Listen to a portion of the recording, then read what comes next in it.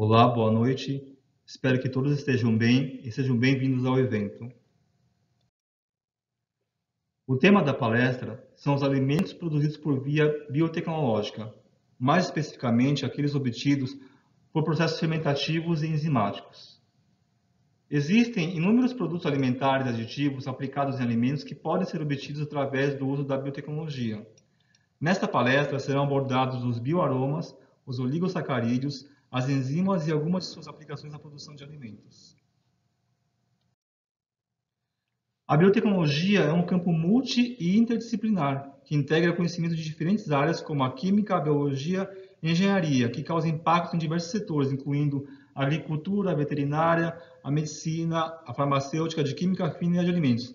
Deste modo, é possível classificar a indústria de biotecnologia em setores que incluem biotecnologia farmacêutica, biotecnologia industrial, agrícola, a biotecnologia alimentar, ambiental e a bioinformática. Deste modo, a biotecnologia está emergindo como uma das principais tecnologias para a transição para uma sociedade livre de emissão de carbono e para resolver desafios sociais críticos, incluindo proteção à saúde, fornecimento de alimentos e energia e proteção ambiental. Os gráficos nesse slide nos mostram um panorama geral da aplicação da biotecnologia no mundo. No gráfico à esquerda, podemos observar as diferentes categorias das indústrias globais de biotecnologia. Os principais setores que aplicam a biotecnologia na obtenção de seus produtos são a farmacêutica, a industrial, a agrícola e a de alimentos. Já no gráfico superior à direita, temos a distribuição da pesquisa em biotecnologia no mundo e observa-se que o investimento em pesquisa está concentrado basicamente no eixo Estados Unidos e Europa, tendo baixa representatividade em outras regiões. Já no gráfico inferior à direita, nos mostra a comparação entre os diferentes campos da biotecnologia nos anos de 2005 a 2020. E pode-se observar que houve um crescimento mais acentuado nas áreas de indústria farmacêutica e agrícola.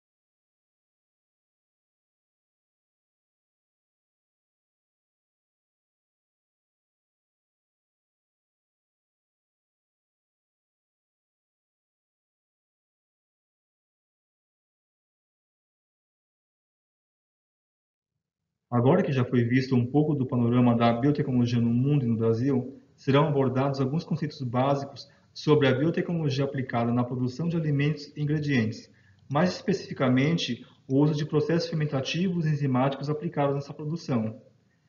Existe uma diferenciação básica entre os diferentes processos, que podem ser processos químicos, processos enzimáticos ou processos fermentativos e biológicos. Os processos químicos são realizados entre compostos químicos utilizando-se catalisadores químicos. Já os processos enzimáticos, a transformação química é realizada por catalisadores biológicos, no caso as enzimas, e na ausência de seres vivos. Já os processos fermentativos ou biológicos, a transformação é realizada por micro-organismos, que são os biocatalisadores.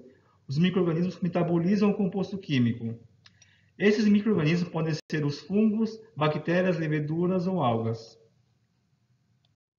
Os processos fermentativos e enzimáticos possuem algumas vantagens em relação aos processos químicos.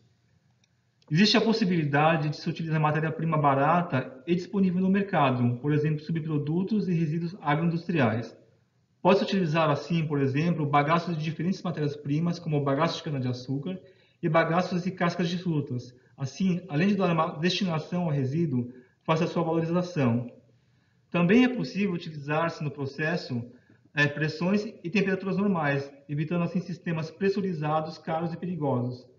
Também não há produção em quantidade elevada de resíduos tóxicos, e quando há a produção de tais resíduos, ainda existe a possibilidade de se utilizar um outro processo microbiológico no tratamento do resíduo. Dando início ao assunto de produtos obtidos por processos fermentativos e enzimáticos, serão abordados os aromas utilizados como aditivos em alimentos, mais especificamente os bioaromas.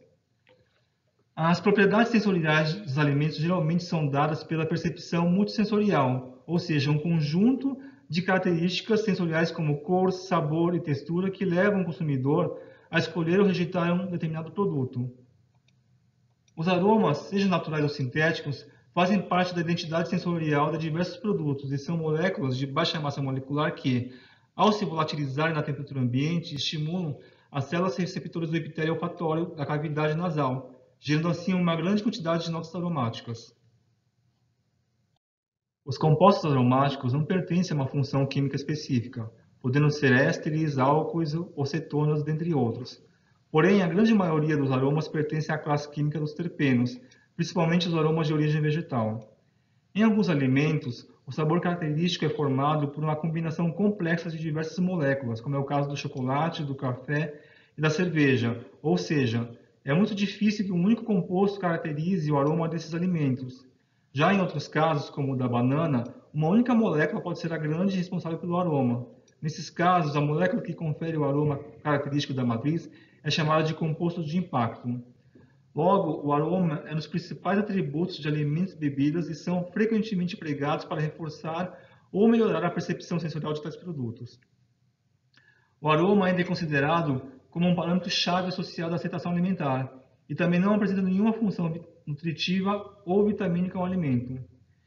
E espera-se que o mercado de aromatizantes aumente de 13 para 19 bilhões de dólares entre 2018 e 2026, resultando em uma taxa de crescimento anual estimada de 5% para esse período. Na figura estão apresentados exemplos de alguns compostos de aroma de diferentes funções químicas e suas notas sensoriais. À esquerda da figura estão representados alguns mono- e sesquiterpenos, que são compostos lipofílicos voláteis encontrados em óleos essenciais de plantas e utilizados como aromatizantes de alimentos. Esses compostos podem ser obtidos por via biotecnológica. Como exemplo, nós temos o limoneno, que tem aroma de frutas cítricas, e o valenciano com aroma de laranja. No centro da figura são mostrados alguns ésteres que podem ser produzidos por enzimas microbianas, como as lipases. Como exemplo, nós temos o acetato de isoamila, que tem aroma de banana. Já as lactonas são compostos aromáticos com notas típicas frutadas. Podem ser produzidas por biotransformação de ácidos gráficos utilizando leveduras. No caso, a delta-decalactona tem aroma de coco e pêssego. Já a vanilina é o composto aromatizante mais popular, sendo amplamente aplicado em alimentos, bebidas, perfumes e produtos farmacêuticos e pode ser produzida por biotransformação ou por enzimas. Existem diferentes vias de obtenção de compostos aromáticos. A técnica de extração da natureza, principalmente de vegetais, apresenta algumas desvantagens como baixo rendimento, a dependência da sazonalidade da matéria-prima, variações no padrão do produto final e possíveis problemas ambientais oriundos do extrativismo. Já a síntese química possui algumas desvantagens também, principalmente relacionados à geração e ao descarte de resíduos, advindos da utilização de solventes orgânicos e da baixa seletividade da reação, que acabam gerando outros produtos além dos aromas. Os aromas obtidos pela via química devem obrigatoriamente ser rotulados como artificial. Dentre as diferentes formas de obtenção desses compostos, o interesse por compostos aromáticos produzidos por via biotecnológica tem aumentado nas últimas décadas, uma vez que esta abordagem é considerada uma forma sustentável de fornecer aditivos naturais para a indústria alimentícia. O gráfico neste slide nos mostra os aromas sintéticos naturais utilizados em alimentos industrializados e sua origem de produção em 2019. Pode-se observar que o maior percentual correspondia aos aromas sintéticos, seguidos pelos originados de plantas de origem microbiana, que correspondia a cerca de 18%. No entanto, a expansão da produção de bioaromas deverá ser acompanhada pelo reforço das preferências dos consumidores por produtos naturais e produtos socioecológicos.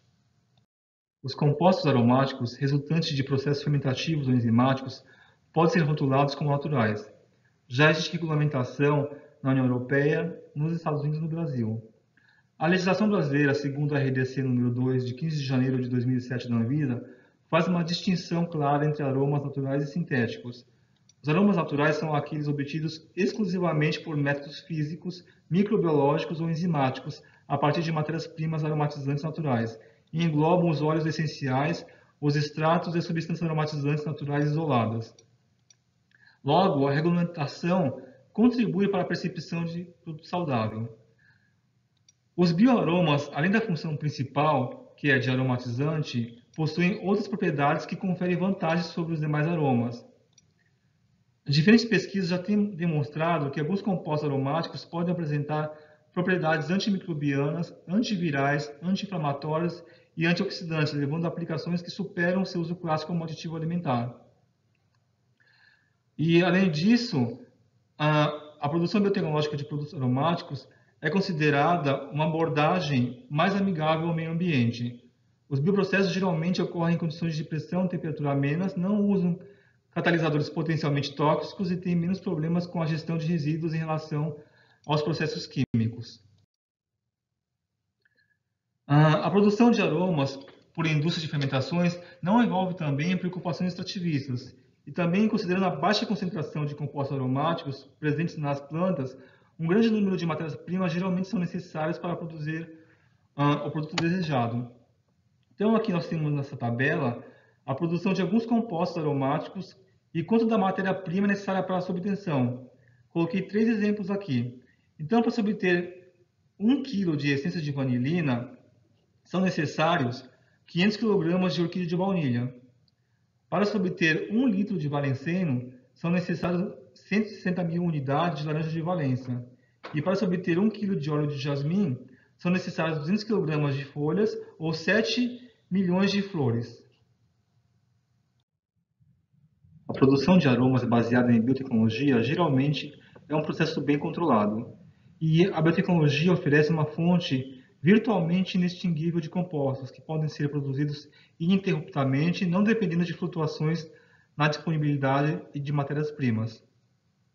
A produção de aromas baseada em biotecnologia é considerada como uma estratégia alinhada aos 3 pilares da sustentabilidade, que são as características ambientais, econômicas e sociais. Os bioprocessos também utilizam ou podem utilizar resíduos agroindustriais como matérias-primas, e isso tem um caráter de sustentabilidade ecológica e econômica. Logo, resíduos de lignocelulose são bons exemplos de como os substratos podem ser empregados para a produção de bioaromas, como álcoois, aldeídos, ésteres, ácidos graxos, cetonas, lactonas, pirazinas e terpenos. Como exemplo, a casca de laranja é um subproduto extremamente abundante no Brasil, uma vez que o país é o principal produtor dessa fruta cítrica. E a maior parte da laranja produzida vai para a fabricação de suco e sua casca, rica em óleos essenciais como o limoneno, pode ser utilizada para a produção de bioaromas. A tabela nesse slide mostra alguns exemplos da produção de compostos de aroma por micro-organismos a partir de diferentes substratos. Como exemplo, temos a Ceratocystis fimbriata, que a partir do meio de cultivo, utilizando polpa cítrica, se obtém aromas com notas frutais. Utilizando bagaço de cana-de-açúcar e de mandioca, também se obtém aromas frutais. Já utilizando resíduos da polpa e casca de café com o mesmo micro-organismo, é obtido aromas de banana e abacaxi. Um outro exemplo é a utilização do fungo Rhizopus sp, utilizando como meio de cultivo bagaço de mandioca, de maçã, de amaranto e de soja, em que são obtidos também aromas frutais.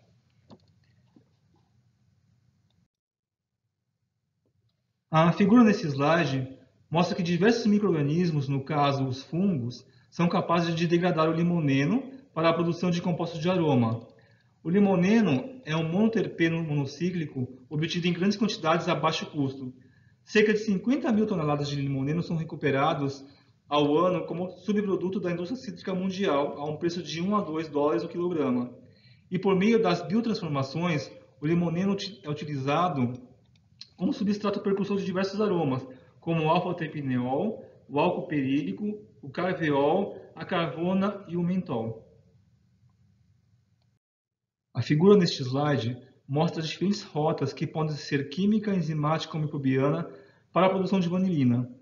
Então, como exemplo, a partir da molécula de eugenol, aqui no canto superior à esquerda, a partir de processos microbianos, ela é transformada em ácido ferúrico. E o ácido ferúrico, por sua vez, a partir de processos químicos ou microbianos, é convertido a vanilina. Uma outra rota também é partindo do eugenol, através de processos químicos, aqui à esquerda, é produzido o isoeugenol. E a partir do isogenol, através de processos químicos, enzimáticos ou microbianos, é produzida a vanilina. A produção de aromas por via biotecnológica também tem certas limitações. Muitos dos processos ainda são muito onerosos, ou seja, têm um custo muito elevado. Os processos ainda têm baixos rendimentos, o que eleva os custos de recuperação.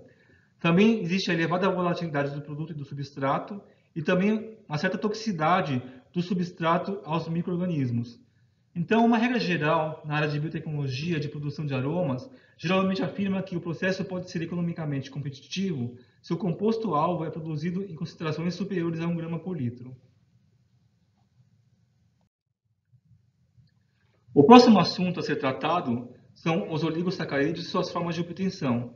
Serão abordados de forma genérica, mas um disacarídeo em especial será abordado de maneira mais específica, que é a isomaltulose.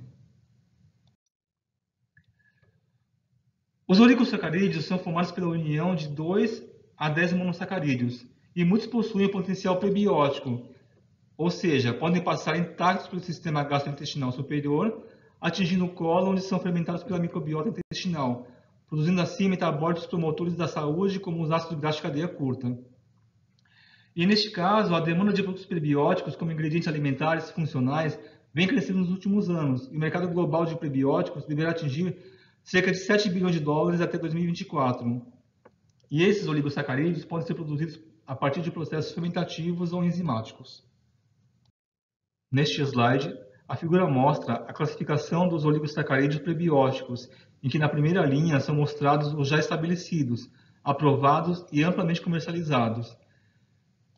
Nós temos aqui alguns exemplos como a inulina, os FOS, que são os fruto-oligosacarídeos, os GOS, que são os galacto-oligosacarídeos, e a lactulose.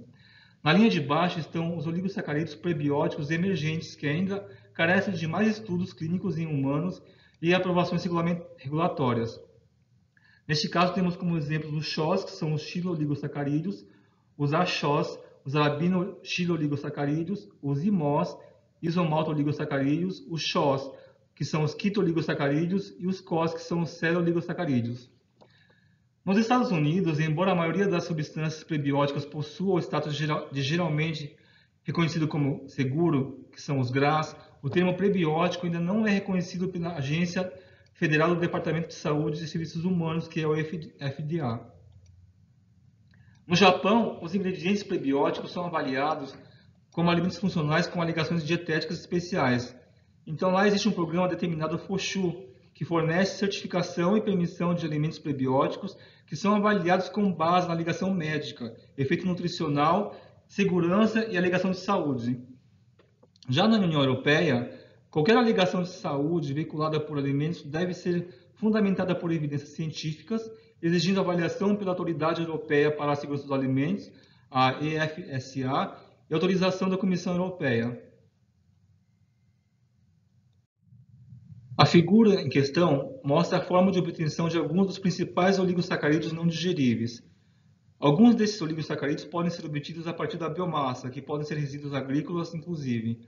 A biomassa lignocelulósica pode ser fracionada em lignina, em celulose e em hemicelulose.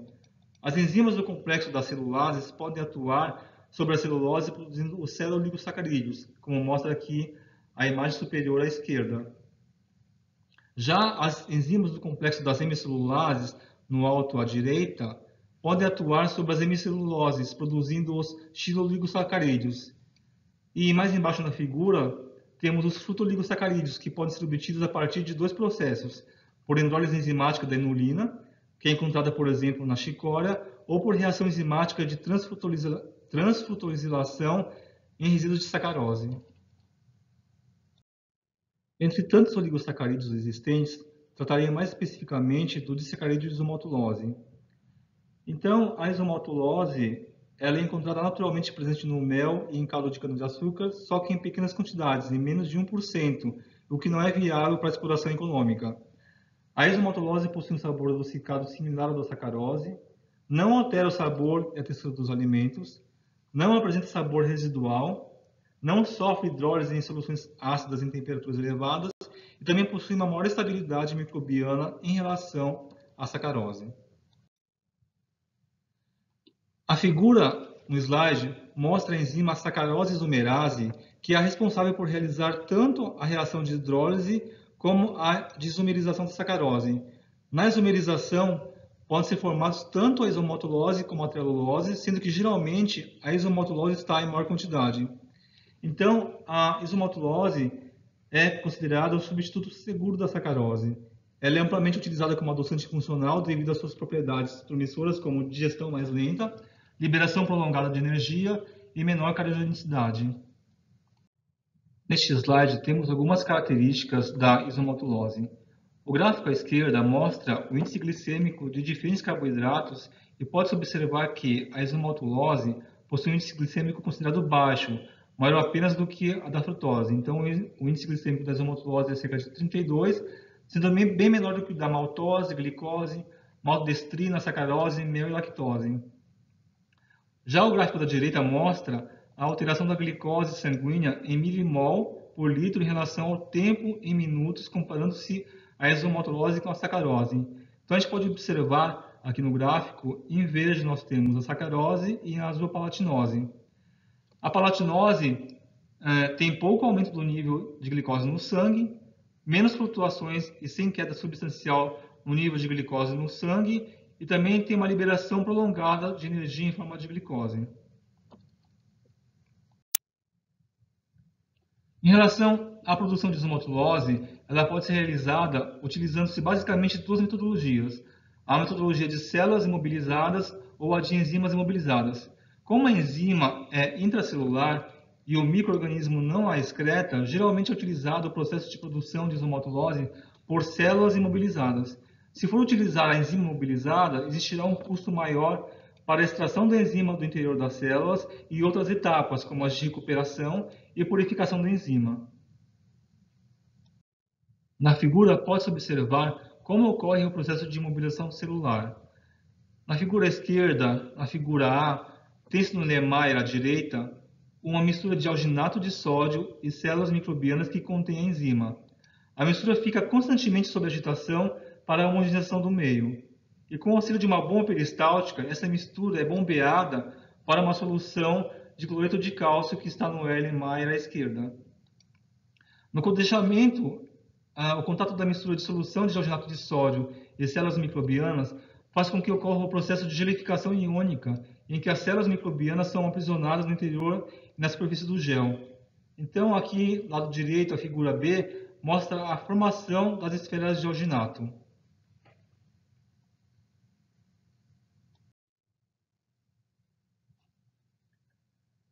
Neste slide, a figura à esquerda mostra as esferas contendo as células microbianas imobilizadas e as diferentes variações do método. Então, na figura A, nós temos as células íntegras imobilizadas.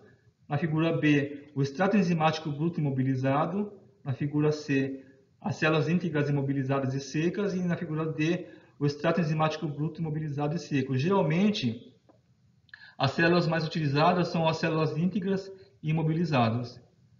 A figura direita mostra a imagem de uma microscopia eletrônica de varredura em que se pode visualizar as células microbianas imobilizadas no interior das esferas de alginato.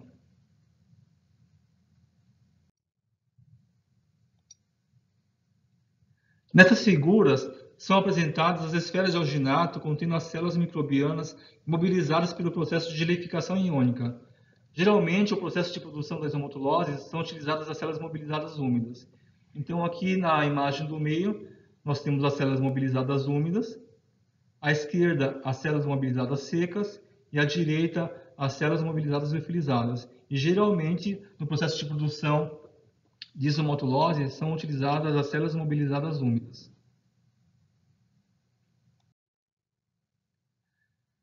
Na indústria, a produção de isomaltulose é realizada utilizando-se células imobilizadas em esferas de alginato dispostas em reator de leito fixo.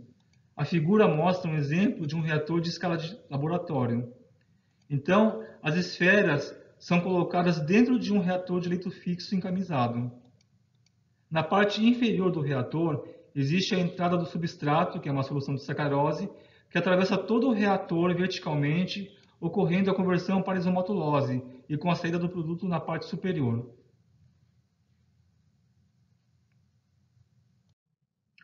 A figura mostra uma visão de todo o processo de produção de isomaltulose utilizando células imobilizadas em esferas de alginato em reatores de leito fixo, só que aqui numa escala de laboratório.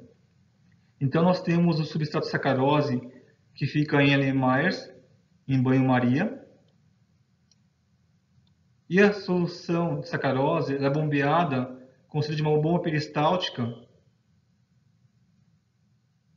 até os reatores de leito fixo. Então, há toda uma conversão da sacarose em isomaltulose quando ela passa pelas esferas contendo as células mobilizadas. Então, o produto é convertido de sacarose para isomaltulose e ela sai do topo do reator praticamente isomaltulose. E ela é recolhida num outro frasco.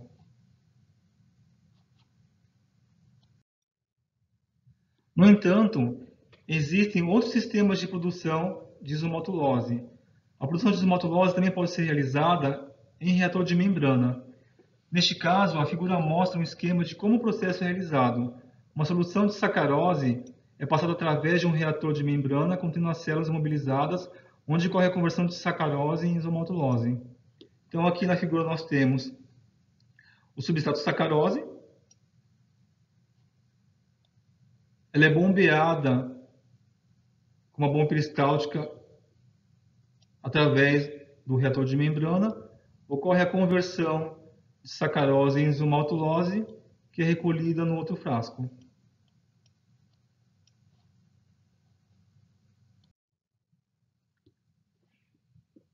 A figura a seguir mostra o primeiro passo, que é então o de imobilização das células.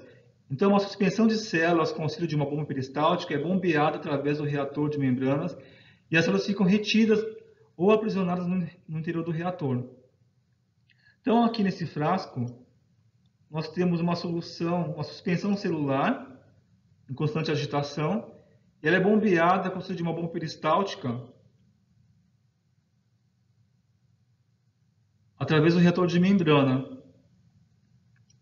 O reator de membrana é composto por milhares de fibras ocas, como se fosse um filtro. E as células, como elas são menores do que os poros da membrana, elas ficam retidas, ficam presas na membrana. Ou seja, elas ficam imobilizadas no reator de membrana. E o segundo passo é a produção de isomaltulose, em que uma solução de sacarose é bombeada para o reator de membrana contendo células aprisionadas que fazem a transformação da sacarose em maltulose. Então aqui nós já temos o reator de membrana contendo as células imobilizadas. Então nós temos aqui nesse Erlenmeyer uma solução de sacarose, né, em banho-maria, e ela é bombeada com o auxílio de uma bomba peristáltica. Ela entra no reator de membrana, ocorre a conversão da sacarose em isomaltulose, e sai praticamente isomaltulose aqui nesse outro frasco. As vantagens do reator de membrana é que nós temos tensões de cisalhamento mínimas e também possui menores obstáculos difusionais em relação à sacarose. O último tema a ser abordado nesta palestra são as enzimas. E enzimas são proteínas catalisadoras de reações bioquímicas que podem também ser chamadas de biocatalisadores. As moléculas que entram no processo enzimático para reagirem são chamadas de substratos e cada enzima possui substrato e função específica. As enzimas comerciais podem ser provenientes de mais de uma fonte, seja de plantas, micro-organismos ou células animais, mas a maior parte são obtidas de micro-organismos. A capacidade das enzimas de realizar hidrólise e outras reações atraiu a atenção para a aplicação industrial, e diversos processos passaram a utilizar enzimas para a fabricação de produtos em larga escala em detrimento dos catalisadores químicos até então utilizados. As enzimas obtidas a partir de micro-organismos, incluindo bactérias, fungos, leveduras, são amplamente aplicadas em inúmeras formulações de alimentos para intensificar a sua textura e sabor. Cerca de 60% das enzimas industriais são produzidas a partir de fungos, 24% de bactérias, 4% de leveduras e o restante 10% de plantas e fontes animais. E a demanda global e o comércio de enzimas industriais estão crescendo de forma constante e estima-se que atinjam 7 bilhões até 2023. E quais são as vantagens do uso das enzimas? As enzimas podem substituir a adição de catalisadores químicos em diferentes processos. Elas levam ao uso de menores quantidades de agentes tóxicos, tendem a um menor consumo de energia e menor impacto ambiental, podem ser incorporadas diretamente nos alimentos com segurança, melhoram a funcionalidade do produto como textura e aparência, podem levar ao aumento da qualidade nutricional, vida útil e segurança dos alimentos e geram novos produtos de interesse comercial como parte fundamental da evolução de determinados processos. A figura à esquerda mostra o uso das enzimas nos mais diversos segmentos da indústria de alimentos. Por exemplo, na indústria de processamento do amido, indústria de panificação, de suco de frutas, a indústria cervejeira, de laticínios, etc. Como exemplo, a produção industrial de queijo e outros laticínios utiliza várias enzimas para realizar processos como a separação de fases líquido sólido do leite e também na saborização de queijos. Outro exemplo é a produção de suco de frutas utilizando enzimas, como as pectinases, que elas quebram as moléculas vegetais complexas que podem interferir principalmente na aparência do produto. Já a figura à direita mostra a maioria das enzimas utilizadas na indústria de alimentos e os principais objetivos das suas aplicações. Então, as principais enzimas são as amilases, as lipases, xeranases, proteases, pectinases, tanases e lactases, com as mais diversas aplicações.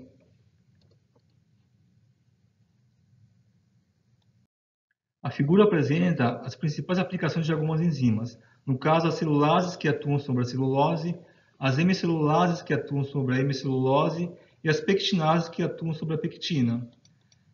As suas aplicações são bastante diversificadas, podendo ser utilizadas diretamente na produção dos alimentos ou indiretamente, no qual utilizam-se os produtos formados a partir da atuação das mesmas sobre diferentes substratos, como ingredientes na formulação dos produtos alimentares. Então, a gente pode utilizar essas enzimas em diversos produtos, como produtos de panificação, na produção de cerveja, na produção de vinho, na produção de café, chá, adoçantes, etc.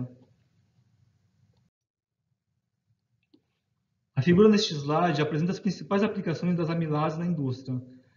Na indústria de alimentos, são utilizadas no processamento de suco de frutas, na produção de cerveja, balas, confeitos e também na indústria de panificação.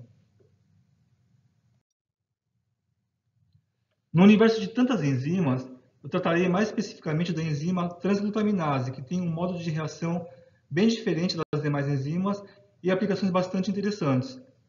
Então, a transglutaminase ela pertence à família das transferases e está amplamente distribuída na natureza. Animais, plantas e micro-organismos são as principais fontes dessa enzima. A transglutaminase é uma enzima que catalisa a formação de ligações cruzadas intra- e intermoleculares entre proteínas e aminoácidos e também a hidrólise de resíduos de glutamina de proteínas. Então, na figura à direita, a gente pode observar que a maioria das enzimas catalisam a hidrólise de substratos específicos, por exemplo, a protease hidrolisa a proteína formando aminoácidos livres. Já a transglutaminase, abreviação TGase, ela polimeriza as proteínas. Então, aqui mostrando as proteínas e ela fazendo a polimerização das proteínas.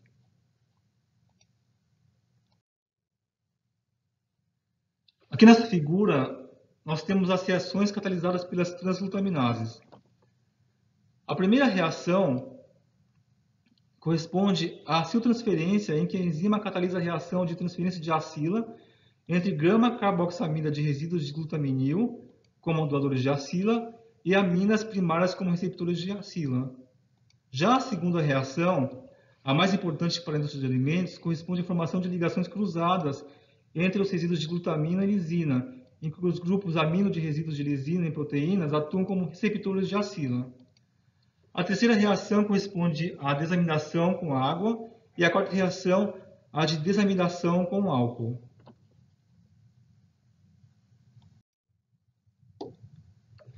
Então aqui, nessa figura, mostra a transglutaminase, que ela une proteínas formando rede tridimensional, modificando as características dos alimentos, como carne bovina, suína, peixes, massas de géis, e também modifica as características de soluções de proteínas. Então, isso vai levar à modificação das propriedades funcionais das proteínas, como a viscosidade, a solubilidade, a capacidade de formação de gel, formação de filme e retenção de água. Aqui nós temos um breve histórico da transglutaminase. Na década de 80, iniciaram-se os estudos sobre a aplicação da enzima, e essa enzima era extraída do fígado de porquinho da Índia e do plasma bovino para fazer a modificação de proteínas. Em 87, iniciaram-se os estudos da possibilidade da produção da enzima, que era derivada de micro-organismos para a viabilização da comercialização. Em 89, descobriu-se o micro-organismo responsável pela produção da enzima, que era uma cepa de Streptoverticillium sp. Já em 89, a Ajinomoto iniciou a produção e a comercialização da enzima como preparação enzimática. Em 94, descobriu-se uma espécie de micro-organismo mais eficiente na produção da enzima, que foi a cepa Streptomyces mabraense. A transglutaminase catalisa a formação de ligações cruzadas entre resíduos de glutamina e lisina de proteínas, e desta forma pode unir pedaços de carne ou unir proteínas e formar gel. As ligações possuem resistência ao congelamento, à cocção e também ao corte. E a aplicação da enzima ela vai melhorar a textura, a capacidade de gelatinização e a retenção de água nos produtos proteicos e pode ser utilizado também na produção de filmes proteicos. Então, nessa figura aqui à esquerda, ela mostra que a enzima pode ser aplicada na fabricação de diferentes produtos, como pães, carnes, queijos e iogurtes. Já a tabela à direita, ela mostra a especificidade da enzima em diferentes produtos que contêm proteínas. Então, a enzima transglutaminase pode ser aplicada em leites, e as proteínas do leite, como caseína, caseinato de sódio, lactobomina e lactoglobulina, reagem bem à aplicação da enzima. Na carne, a miosina, a gelatina, o colágeno e a hemoglobina também reagem bem à aplicação da enzima. Lá no trigo, tanto a gliadina como a glutenina reagem bem também com a aplicação da enzima.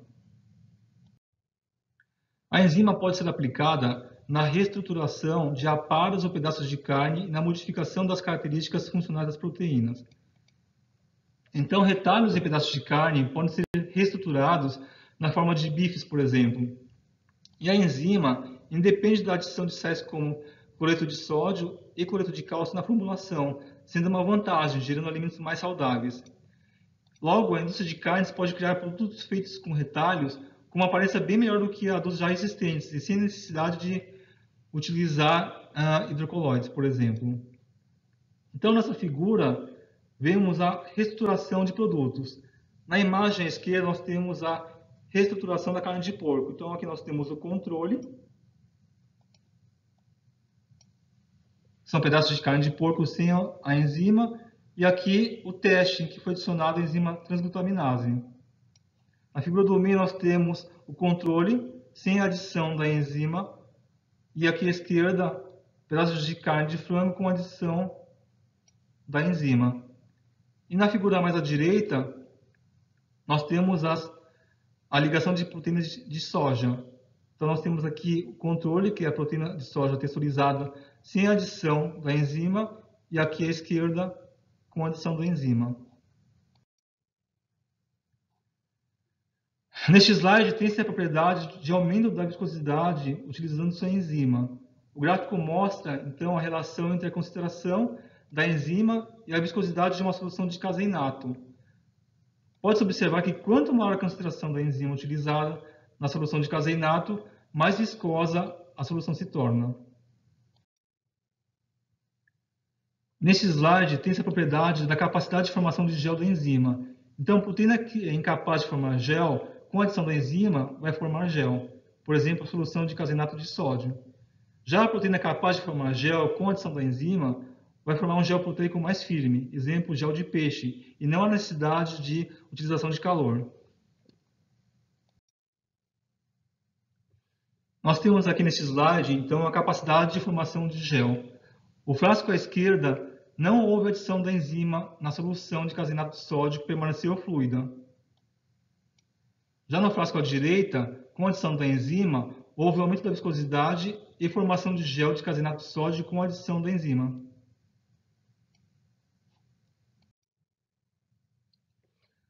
Neste gráfico é mostrado a relação entre a concentração de enzima adicionada a uma solução de caseinato e a tensão de ruptura do gel. A gente pode verificar que quanto maior a concentração da enzima, maior será a tensão de ruptura do gel formado. E neste slide nós temos o exemplo da adição da enzima em gelatina. Então, quando a gente adiciona a enzima, uniões covalentes formadas pela enzima são estáveis na mudança de temperatura. Então, a enzima fortalece a estrutura do gel proteico, melhorando a estabilidade térmica do gel. Então, aqui como exemplo na figura, pode observar a mudança visual dos cubos de gelatina, preparadas ou não com a adição da enzima e deixadas imersas em banho-maria a 80 graus Celsius por até 30 minutos. Então, observa-se que a gelatina, sem a enzima, acaba se liquefazendo com o tempo. Já a gelatina, com a adição da enzima, permanece intacta durante o aquecimento, mostrando a estabilidade térmica do produto. Então, nós temos aqui, nessa primeira figura, à esquerda, no início do banho-maria, aqui a gelatina sem transglutaminase e aqui a gelatina com enzima. Então, com o passar do tempo, a gelatina sem a enzima ela vai se liquefazendo. E enquanto isso, a gelatina com adição da enzima transglutaminase permanece intacta, mesmo após 30 minutos a um banho de 80 graus Celsius. A enzima também pode ser aplicada em produtos de panificação. Então, neste exemplo, temos a aplicação da enzima na produção de croissants. Então, o produto com adição da enzima teve uma massa mais areada e maior volume. Então, aqui nós temos a massa sem a aplicação da enzima, que seria o controle, e a massa preparada com a enzima transglutaminase. Então, ela está muito mais aerada e com volume maior. Para finalizar, como é feita a produção da enzima transglutaminase? Então, aqui é só um exemplo em bioreator de bancada. Então, a produção da enzima é feita pelo micro-organismo Streptoverticillium mubaraense. Então, no meio de fermentação, a gente vai ter amido, peptona, extrato de levedura, sulfato de magnésio, fosfato de potássio e uma aeração de 1,33 ppm, uma agitação de 400 a 500 RPM e uma temperatura de 30 graus Celsius.